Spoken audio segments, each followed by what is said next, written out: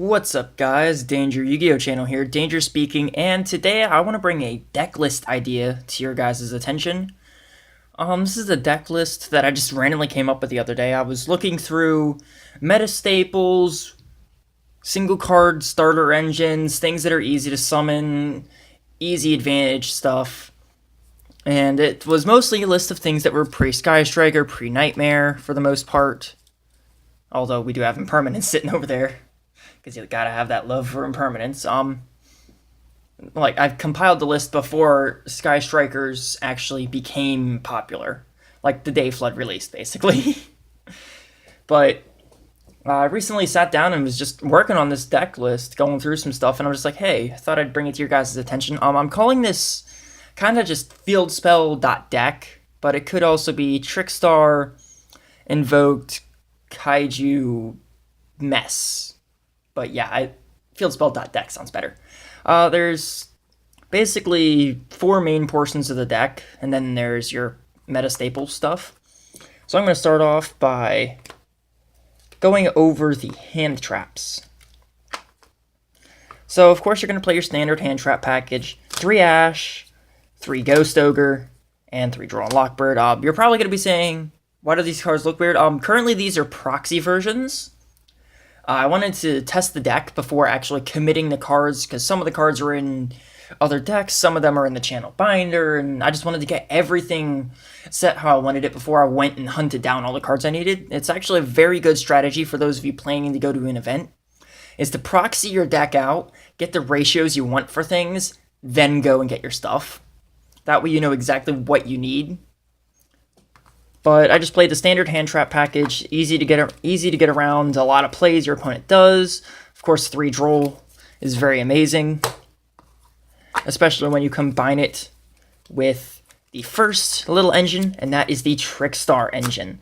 So you got 3 Trickstar Candina, 3 Trickstar Light Stage, and I opted to go for 3 Reincarnation, just because if it pops up outside of the engine, it's still good disturbance. The very first time I played the deck, I ended up getting the Trickstar Reincarnation Droll Lock Bird combo off, and oh my gosh, that was crazy. Like, I opened up with both a Reincarnation, a Candina, a Light Stage, an Ash, and a Droll, and I was just like, well, I see one engine, where's the rest of them? And that's kind of how the deck sort of operates. You'll normally get a bulk of one engine, one starter play, and then the next turn you'll draw normally into the next starter play, and it'll keep your opponent on their toes. Sometimes you'll open up with multiple starter plays, and you got to decide, okay, how do I do this? I've got to get somehow into Seraphonite, which is one of the most important cards in our extra deck. As well, though, we do have a very nice extra deck here. But I did sleeve these, and there are actual cards behind this just for the purpose of testing the deck. I will be planning on building this. I don't know. I may actually run this if I go to the 200th YCS. Well, what do you mean if I am going? But I'm opting to play Trickstars right now. Just straight out burning your opponent to death. But I may end up running this strategy as well as my side option. Next engine we have is the Invoked Engine. Very good. I like it a lot. I play 3 Alistair, 3 Meltdown, 3 Invocation. Little neat thing with it is that Meltdown searches Alistair. Alistair searches Invocation. Invocation puts Alistair back if you're summoning an Invoked. And it's also good because you can summon out Seraphonite with it as well. If you happen to draw in the Garnet, which does happen, people. You do draw into Garnet. Don't keep telling yourself, I'll never draw Garnet. You will eventually draw Garnet. And Invocation makes it so you can still summon that Seraphonite. I highly like that. It's just a really good engine. Helps you get a lot of important plays off. And it helps you get into your endgame status with this, which is big, powerful extra deck monsters. And next thing we have here is we have a small Kaiju engine running 1 Humongous, 1 Daddy Gameciel, and 1 Raiden, 1 Waterfront, and 2 Slumber. It's basically just to get over big stuff. It doesn't really search itself out like the other 2 engines do. So it's more backup based, It's basically, okay, I need to crack the opponent's board. How do I get the most advantage out of this sort of stuff? But I like all three of these. Raiden gives you a big giant token. Daddy Gameciel is, of course, Daddy Gameciel. And Kamungus is actually kind of unique for the fact that you can get rid of 2 counters instead of 3. And it gets to block an opponent's effect. So that's always powerful.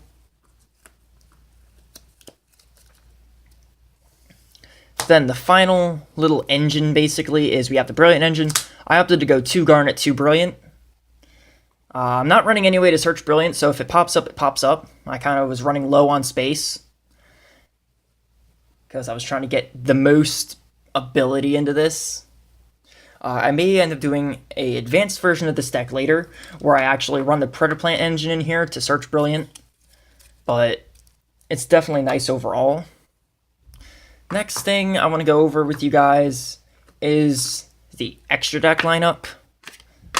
So we're running 2 Invoked Kaiju, 2 Makaba, to go very well with the Alistair and the Invoked Engine. I can summon both of them really easily. Kaiju is just evil. It's just like, oh, you want to activate an effect? Negated. And no more effects for you this turn. And Makaba is just Makaba. I mean, getting rid of opponent's back row is just very important, especially for Trick Stars. And all 3 of these, 3 out of the 4 of these engines are actually smaller monsters, so the Kaijus actually help out a lot. We have 2 Seraphonite just because it's easy to get out there. You got the Gem Knight, and you got Reincarnation, or not Reincarnation, you got Candina, so it's easy to summon out the Seraphonite, get an extra normal summon Alistair, go for when your Invoked plays.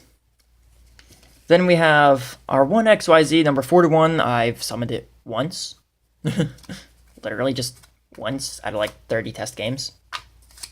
Then we got 1 Link Spider and 2 Link Kuribos. I actually chose to go for the ultimate rare because I actually have one. And I really liked this secret rare proxy I found online for the Link Kuribo. It's very nice. I kind of wish that they'd chosen a secret rare instead of an ultra rare for jump promos just because it looks cooler, but what you gonna do? And then I have 1 Ib, 1 Nigrasu, or Ningarasu. I think it's how it's actually pronounced, but yeah, whatever. Just easy Link fodder, easy to summon up stuff. Really helpful. Then I have 1 Decode Talker. Same guy who made this proxy made the Link Kuribos, so it's a very nice looking secret rare. Then 1 Firewall, 1 Borload. Basically, those are your end game cards you kind of want to end with.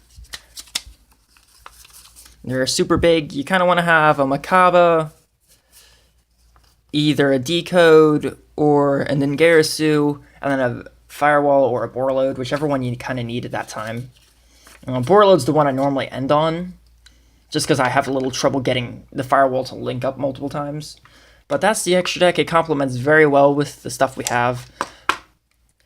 Next, we're going to move on to the spell cards. These are all meta-staple spells. You got 3 Terraforming. Gotta have that. I mean, it's Spell.DEK.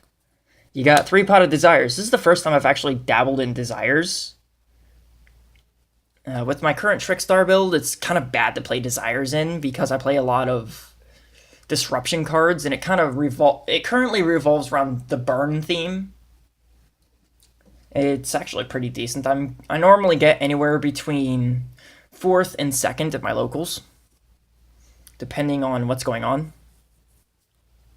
And then, of course, you got 3 Scapegoat because, well, it's Scapegoat.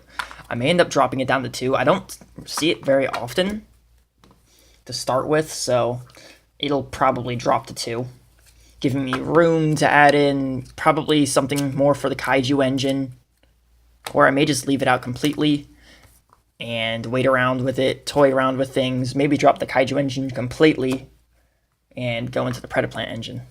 Next, we got 2 Impermanents, 2 Evenly. They kind of just speak for themselves.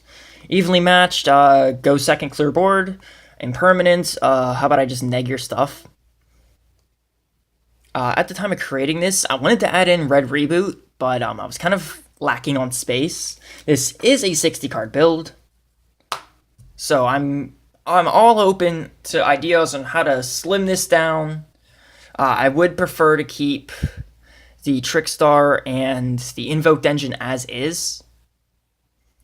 I may decide to go down one reincarnation, but again, it's just so powerful with Droll. Anyways, though, I really want to thank you guys for watching. As always, though, remember to like, comment, and subscribe, and there goes my camera battery, so I'll see you guys in the next video. This is the Danger Yu-Gi-Oh! Channel, signing off.